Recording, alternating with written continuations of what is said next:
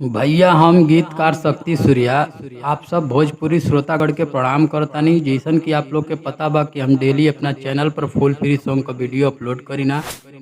अगर हमारा चैनल पर नया बानी तो चैनल के सब्सक्राइब कर ली ताकि ये तरह का नोटिफिकेशन सबसे पहले आप तक पहुँचे। अगर सॉन्ग थोड़ा भी अच्छा लगी तो वो लाइक जरूर कर दी, भूलब मत।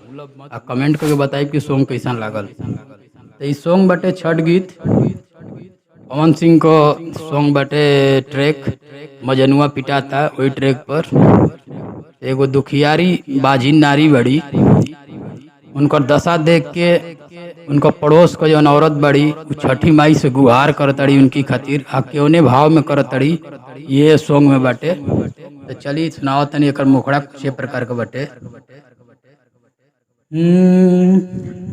भूखल बरतिया बाड़ी एन्ही के पियरी साड़ी, बैठी के छठी घाटे देख केतना रोहताड़ी।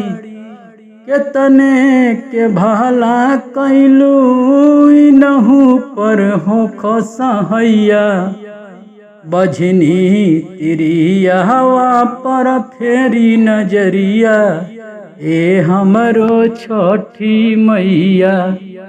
बझनी तिरिया हवा पर फेरी नजरिया ए हमरो छठी मैया। यही रहा मुखड़ा। उम्मीद बा आप लोग को जरूर पसंद आई। तो चलिए एक अंतरा सुनाओ तनी।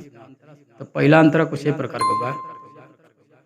एगो ललनवा बिन सुना बायंगनवा माई, असरा लगवले बाड़ी तोहारा से घाटे आई। अरे गोललनवा बिन सुना बायंगनवा माई, असरा लगवले बाड़ी तोहारा से घाटे आई।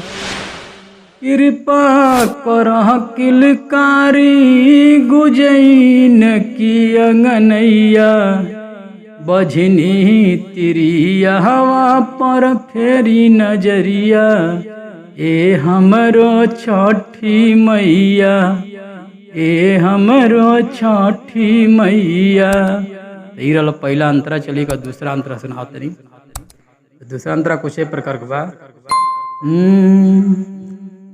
बिना फल फूल के न शोभे सुन गछियो माई, बाड़ी अभागिन दिहतुआ चारा में फूल खिलाई। बिना फल फूल के न शोभे सुन गछियो माई, बाड़ी अभागिन दिहतिया चरा में फूल खिलाई।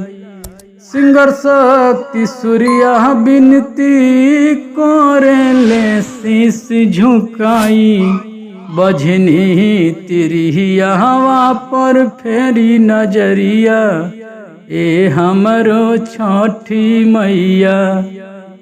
बझनी तिरिया हवा पर फेरी नजरिया ए हमरो छठी मैया। तो उम्मीद ना पूरा विश्वास भाई सॉन्ग आप लोग के बहुत पसंद आई। अगर एक बढ़िया से गाओ तो मार्केट में जरूर बजी। तो चलिए आज खातिर बहुत बहुत धन्यवाद।